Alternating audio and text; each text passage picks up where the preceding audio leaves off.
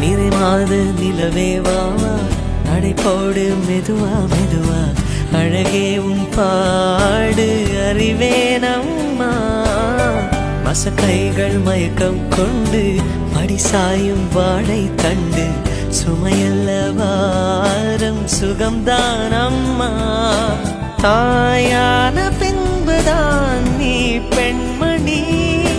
தோள் மீது தூங்கடி கண்மணி கண்மணி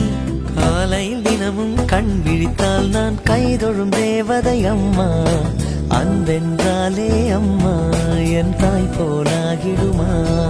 இமை போல் இரவும் பகலும் என்னை காத்த கண்ணையே